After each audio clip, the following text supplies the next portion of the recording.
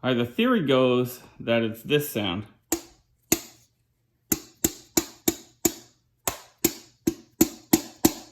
Hear that loose spring in there?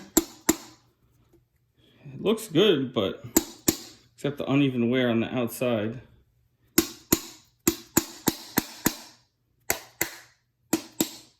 I don't know if anybody else has experienced this.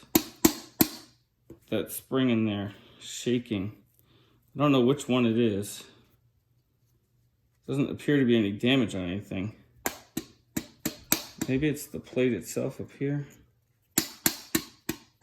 I don't know. It's hard to tell. Should it make that? I don't know. That's why we have Instagram, right, everyone? Very interesting wear pattern. On that side, and then this side.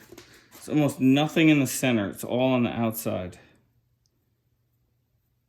Just a tiny little bit over here starts creeping inside. This is like 200 miles, not even.